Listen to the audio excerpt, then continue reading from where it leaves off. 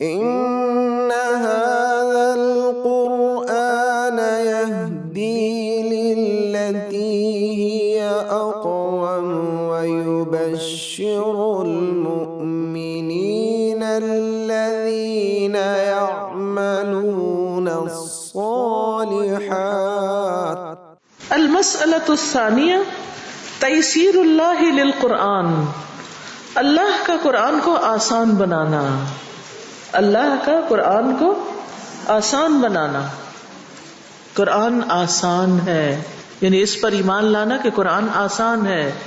لما کان من الواجب الایمان بالقرآن، جب قرآن پر ایمان لانا واجب قرار پایا، یسر اللہ علی خلقہ تناولہ لفظا و معنی، تو اللہ تعالی نے اس کو حاصل کرنا آسان کر دیا، لفظی اعتبار سے بھی اور معنوی اعتبار سے بھی. اس کے لفظ اور معنی دونوں کو آسان کیا. فَهُوَ الْقَائِلُ سُبْحَانَهُ، تو اللہ سبحانہ تعالی کا فرمان ہے، وَلَقَدْ يَسَّرْنَا الْقُرْآنَ لِلذِّكْرِ فَهَلْ مِن مُدَّكِرٍ، اور البتہ تحقیق ہم نے قرآن کو نصیحت کے لیے، سبق حاصل کرنے کے لیے آسان کر دیا، تو کیا ہے کوئی جو نصیحت حاصل کرے؟ تو یہ بھی ایمان کا ایک حصہ ہے. کیا حصہ ہے ایمان کا؟ کہ قرآن نصیحت کے لیے آسان بنایا گیا ہے، لفظوں کے اعتبار سے بھی، معنی کے اعتبار سے بھی.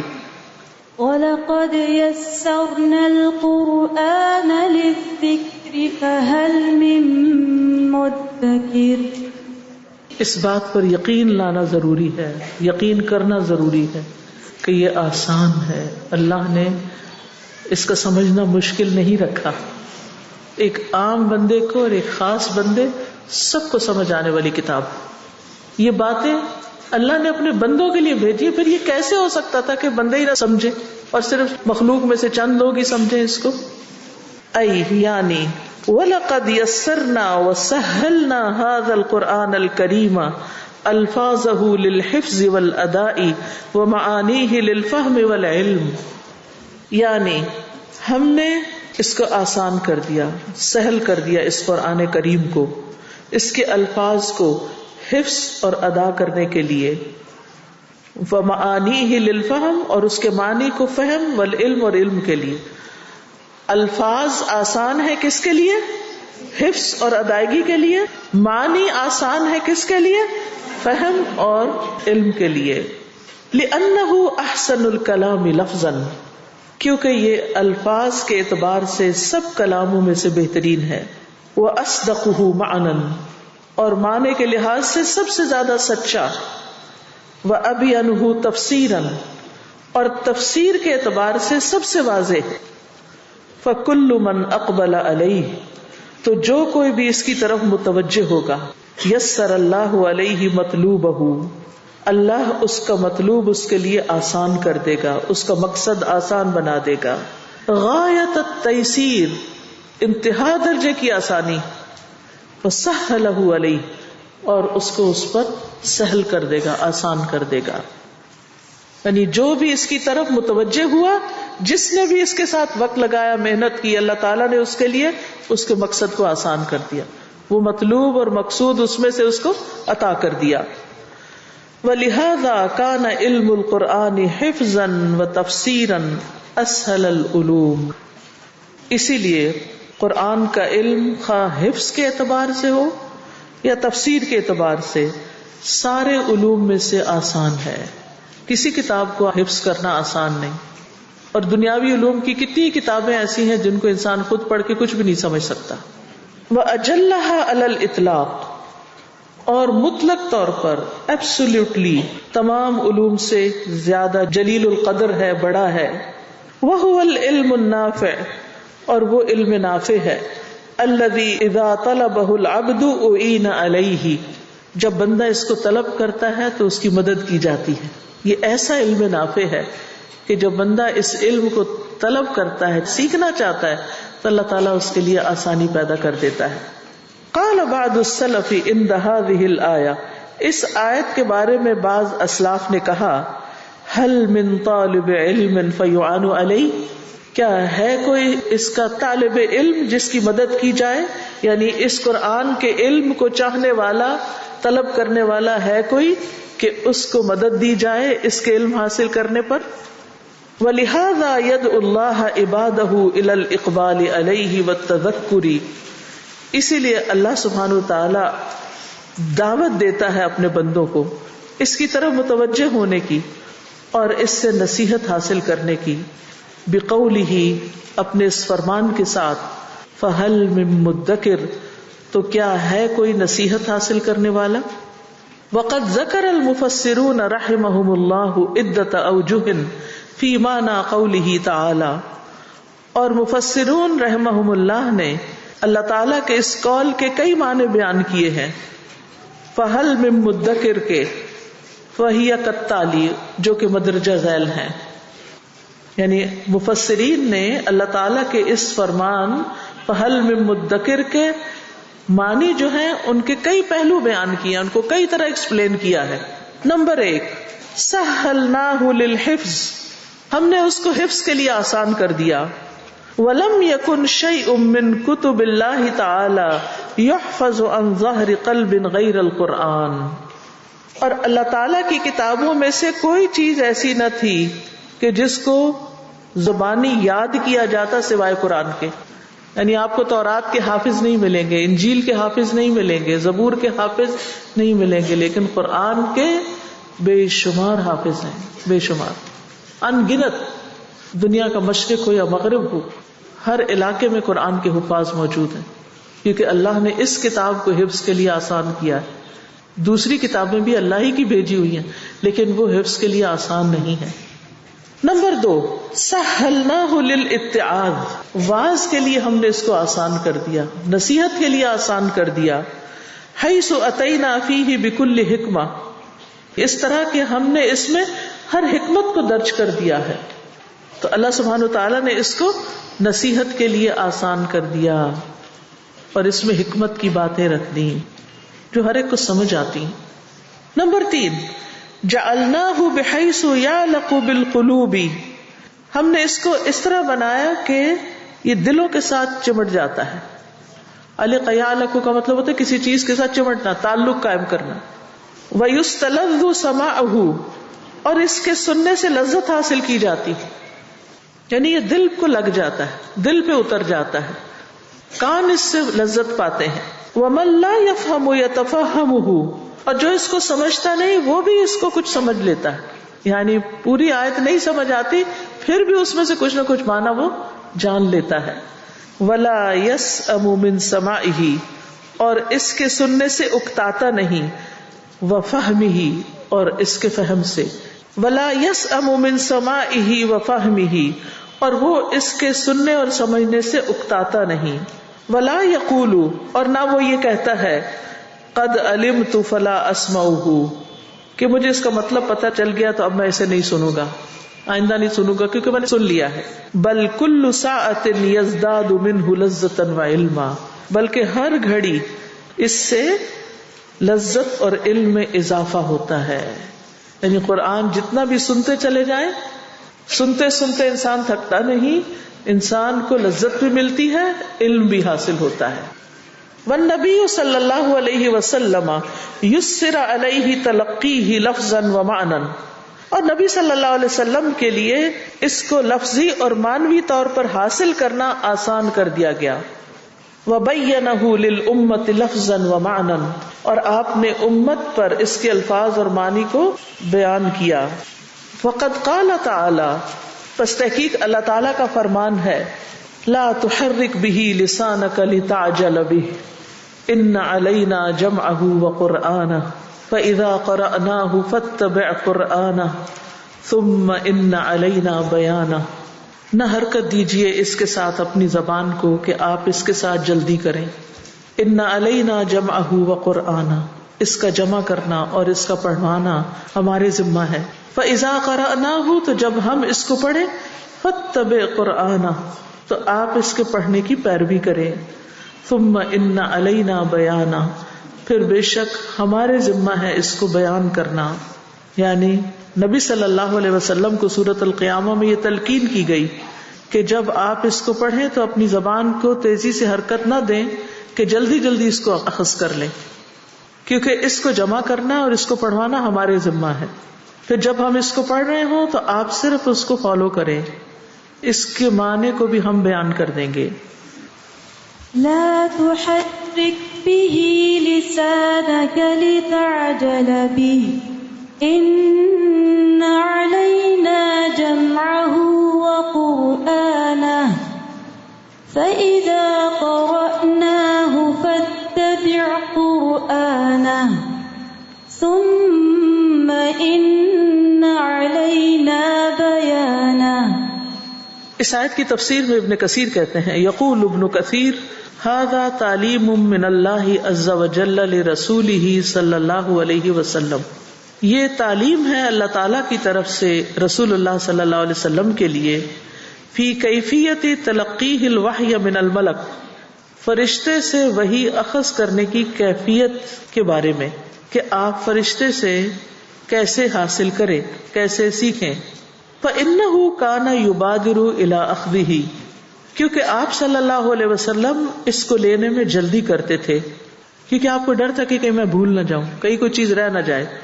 وَيُسَابِقُ الْمَلَكَ فِي قِرَاءَتِهِ، اور سبقت لے جاتے تھے فرشتے سے اس کی قرات میں، یعنی جبریل امین سے پہلے ہی آگے آپ پڑھ لیتے تھے اس کو. فَأَمَرَهُ اللَّهُ عَزَّ وَجَلَّ، تو اللہ عز وجل نے آپ کو حکم دیا، اذا جاءه الملک بالوحی ان یستمع له، کہ جب فرشتہ آپ کے پاس وحی لائے تو آپ اس کو غور سے سنیں. تو سیکھنے کے لیے سب سے پہلا کام کیا ہوتا ہے؟ غور سے سننا، توجہ سے سننا کہ کہا کیا جا رہا ہے. وتکفل له ان یجمعه فی صدره، اور ضمانت دی اس بات کی کہ اللہ تعالیٰ اس قرآن کو آپ کے سینے میں جمع کر دے گا، یعنی آپ کے سینے میں یہ محفوظ ہو جائے گا.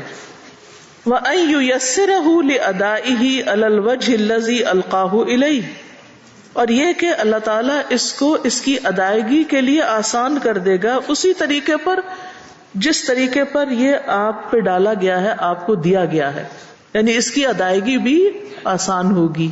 وَأَن يُبَيِّنَهُ لَهُ وَيُفَسِّرَهُ وَيُوَضِّحَهُ، اور یہ کہ اللہ تعالیٰ اس کو آپ کے لیے بیان کر دے گا، ظاہر کر دے گا. وَيُفَسِّرَهُ، اور اس کی تفسیر بھی کر دے گا، کھول کے بیان کر دے گا. وَيُوَضِّحَهُ، اور اس کی وضاحت بھی کر دے گا، یعنی آپ پر اس کے معنی کا القاء کر دے گا. فَالْحَالَةُ الْأُولَى جَمْعُهُ فِي صَدْرِهِ وَالثَّانِيَةُ تِلَاوَتُهُ وَالثَّالِثَةُ تَفْسِيرُهُ وَإِيضَاحُ مَعْنَاهُ. تو پہلی حالت کیا ہے؟ اس کو سینے میں جمع کرنا، اس کا حفظ. دوسری کیا ہے؟ اس کی تلاوت. اور تیسری کیا ہے؟ اس کی تفسیر اور اس کے معنی کی وضاحت. تو آپ دیکھیے کہ کس طرح نبی صلی اللہ علیہ وسلم کو کیا سٹیپس تھے جس کے ساتھ قرآن دیا گیا. پہلی چیز جو دی گئی وہ کیا ہے؟ سینے میں محفوظ کرنا. اس لیے قرآن کو سمجھنے کے لیے سب سے پہلی چیز کیا ہے کہ اس کو انسان یاد کرے. دوسری چیز کیا ہے؟ اس کو پڑھے، پڑھنا آتا ہو. اور تیسری چیز یہ ہے کہ پھر اس کا معنی بھی آتا ہو اور اس کی تفسیر بھی آتی ہو. اتنے گہرے معنی نکال کے لائے ہیں یہ آیات سے. تو اللہ تعالیٰ نے یہ تینوں چیزیں آپ کے لیے آسان کر دی، آپ کے سینے میں محفوظ کرنا بھی، اس کی تلاوت کرنا بھی اور اس کی تفسیر کرنا بھی، سب کا سب آسان کر دیا گیا. وَلِهَذَا قَالَ، اسی لیے فرمایا، لَا تُحَرِّكْ بِهِ لِسَانَكَ لِتَعْجَلَ بِهِ، آپ اس کے ساتھ اپنی زبان کو حرکت نہ دیجیے تاکہ آپ اس کو جلدی یاد کریں. ای بالقرآن، یعنی قرآن کے ساتھ. کما قال، جس طرح اللہ تعالیٰ نے فرمایا، فتعال اللہ الملک الحق، تو بہت بلند ہے اللہ جو حقیقی بادشاہ ہے. ولا تعجل بالقرآن من قبل ان یقضى الیک وحیہ، اور جلدی نہ کیجیے قرآن پڑھنے میں اس سے پہلے کہ آپ تک وحی پوری کی جائے، یعنی اس سے پہلے کہ آپ کی طرف وحی پوری کی جائے اس کے پڑھنے میں جلدی نہ کریں. وقل رب زدنی علما، اور کہیے اے میرے رب میرے علم میں اضافہ فرما. فتعالى الله الملك الحق ولا تعجل بالقرآن من قبل أن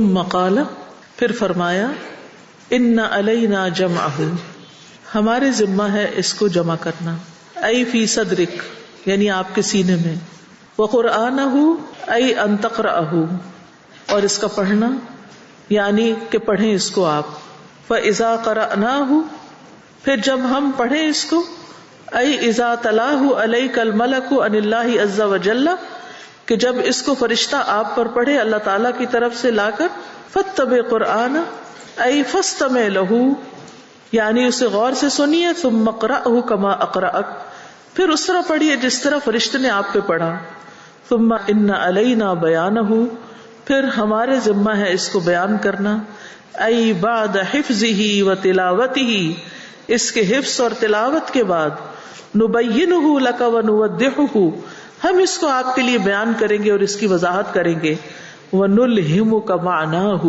اور اس کا معنی آپ پر الہام کر دیں گے، علی ما اردنا و شرعنا، جس کا ہم نے ارادہ کیا اور اس کو شریعت بنایا۔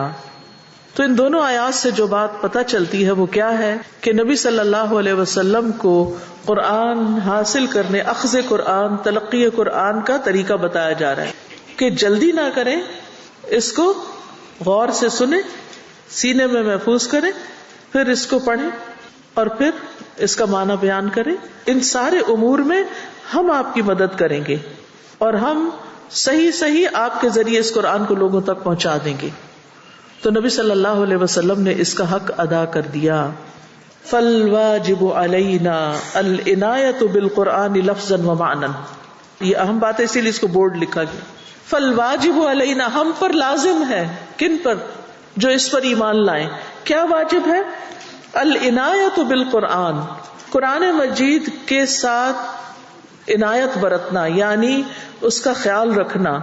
کس اعتبار سے؟ لفظاً و معنی، لفظ کے اعتبار سے اور معنی کے اعتبار سے، یعنی قرآن کے ساتھ لفظی اور معنوی تعلق اور دلچسپی ضروری ہے۔ یقول الشنقیطی رحمہ اللہ، یہ مفسر ہیں شنقیطی، ان کی تفسیر ہے اضواء البیان، کہتے ہیں اللہ تعالیٰ ان پہ رحمت کرے، الحق الذی لا شک فیہ، وہ حقیقت جس میں کوئی شک نہیں، ان کل من لہ قدرت من المسلمین، کہ ہر وہ شخص جس کو قدرت حاصل ہے مسلمانوں میں سے، علی التعلم والتفہم، اس کو سیکھنے اور سمجھنے کی، وادراک معانی الکتاب والسنہ، اور قرآن و سنت کے معنی کو سمجھنے کی، یجب علیہ تعلمہما، اس پر واجب ہے کہ وہ ان دونوں کو سیکھے۔ یعنی مسلمانوں میں سے جس کے پاس یہ ہمت ہے، استطاعت ہے، صلاحیت ہے، ذہن ہے، عقل ہے کہ وہ قرآن و سنت کو سمجھ سکتا ہے تو اس کو لازماً سمجھنا چاہیے۔ والعمل بما علم منہما، دوسری چیز کیا واجب ہے؟ عمل کرنا۔ کس پر؟ ان دونوں میں سے جس چیز کا علم ہو جائے۔ کن دونوں میں سے؟ قرآن و سنت میں سے۔ اما العمل بہما مع الجہل، جہاں تک عمل کا تعلق ہے جہالت کے ساتھ، پتہ نہیں پھر بھی عمل کر رہے ہیں، بما یعمل بہ، اس چیز کے ساتھ جس پہ وہ عمل کر رہا ہے، منہما، ان دونوں میں سے، فممنوع اجماعا، تو اجماعی طور پر، یعنی اجماع ہے اس بات پر کہ ایسا کرنا منع ہے۔ یعنی جہاں تک قرآن و سنت کے ان معاملات کا تعلق ہے جن پر وہ جہالت کے باوجود عمل کرتا ہے، تو اس پر تمام علماء کا اجماع ہے کہ ایسا کرنا منع ہے۔ کیا مطلب ہے اس بات کا؟ یعنی جو بندہ کتاب و سنت کے علوم سے جاہل ہے، پتہ ہی نہیں، نہ کبھی قرآن کھولا، نہ معنی پڑھا، نہ سنت، نہ حدیث، نہ کوئی چیز، اور جس چیز پر وہ عمل کر رہا ہے اس میں جہالت پائی جاتی ہے، پھر پڑھ رہا ہے، مثلا نماز پڑھ رہا ہے اور اس کو صحیح طور پہ علم کوئی نہیں کیسے پڑھتے ہیں، لیکن وہ اپنی طرف سے نماز پڑھ رہا ہے، بظاہر وہ قرآن و سنت پہ عمل کر رہا ہے، لیکن جس چیز پہ عمل کر رہا ہے اس کا صحیح علم ہی کوئی نہیں، تو لا علم ہو کر عمل کرنا ممنوع ہے، کیونکہ لا علمی کے ساتھ انسان جو کام کرتا ہے وہ صحیح ہونے کی بجائے کیا ہو جاتا ہے؟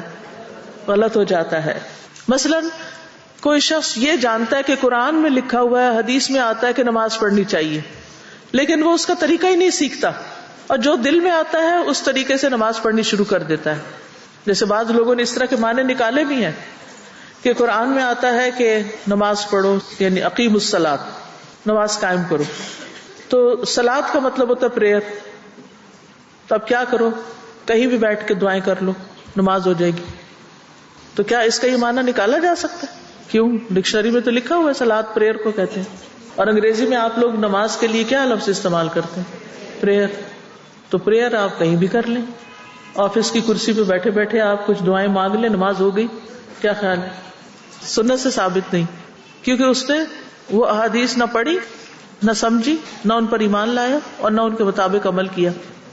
تو جو شخص صرف سنی سنائی باتوں پہ یا اپنے من مانے طریقوں سے دین کو انٹرپریٹ کرتا ہے، وہ بھی ایک طرح کا جاہل ہے، کیونکہ اس نے وہ مطلوب ہی نہیں پایا جو اس آیت کا مطلوب تھا یا اس حکم کا اصل مطالبہ تھا کہ کیا کرو. اسی طرح زکوٰۃ ہے، اسی طرح میراث ہے، اسی طرح بہت سے احکامات ہیں، سارے احکامات اس میں آتے ہیں. تو ہر مسلمان پر علم سیکھنا لازم ہے، خاص طور پر ان چیزوں کا جس پر عمل فرائض کا درجہ رکھتا ہے، اس کے دلائل بھی حاصل کرنے چاہیے.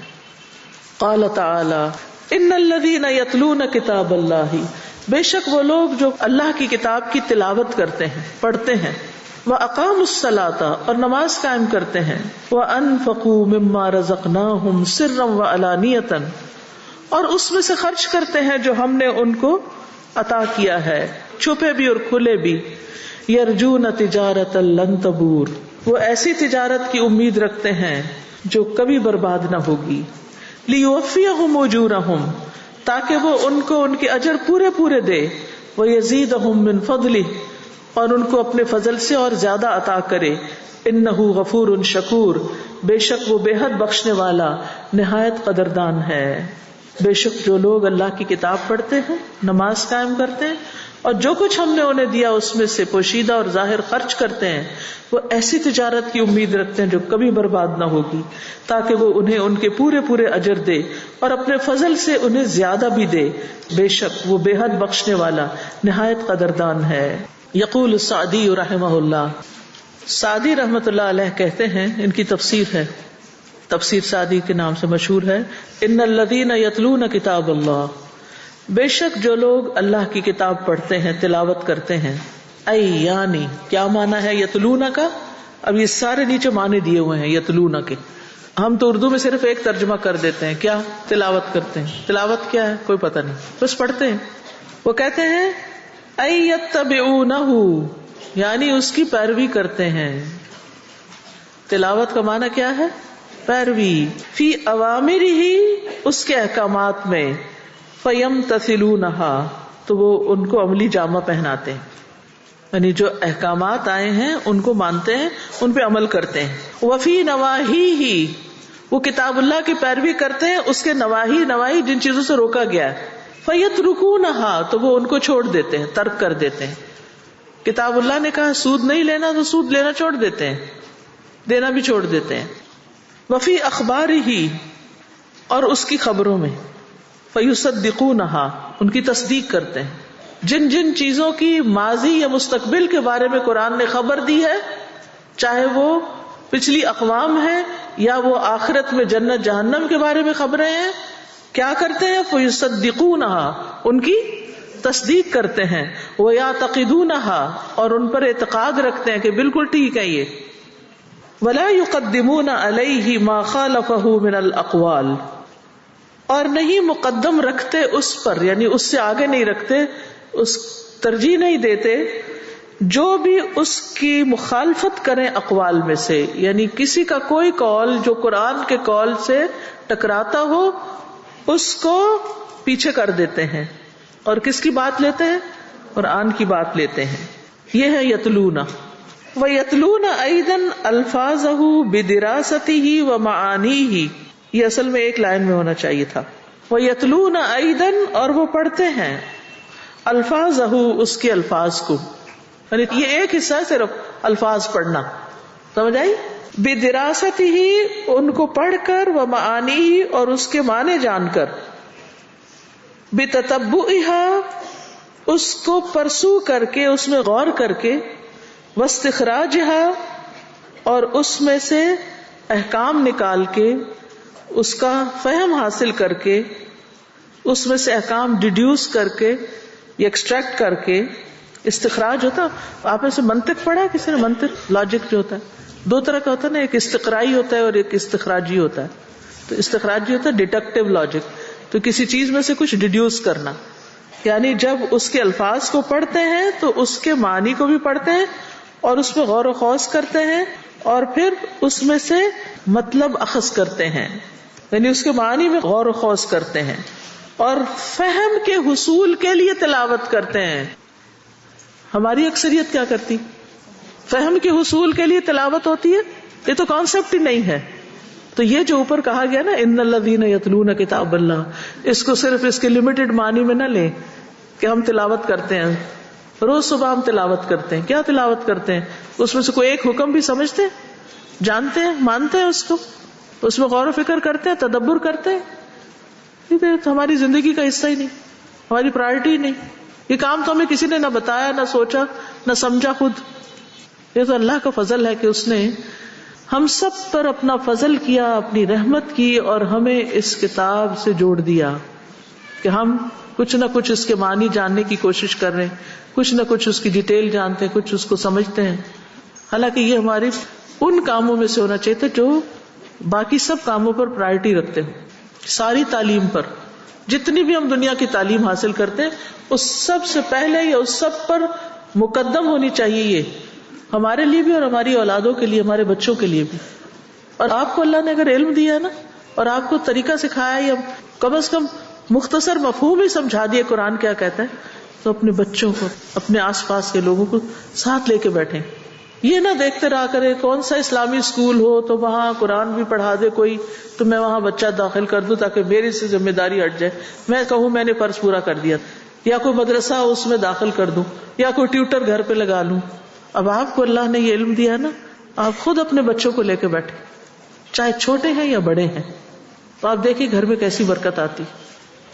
یہ ایسی تجارت ہے جس میں کوئی نقصان ہی نہیں. قال سبحانہ، اللہ تعالیٰ کا فرمان ہے، وَهَذَا ذِكْرٌ مُبَارَكٌ أَنزَلْنَاهُ أَفَأَنْتُمْ لَهُ مُنْكِرُونَ، یہ مبارک ذکر ہے، ہم نے اس کو اتارا ہے، کیا تم اس کا انکار کرو گے؟ اس کو نہیں مانتے؟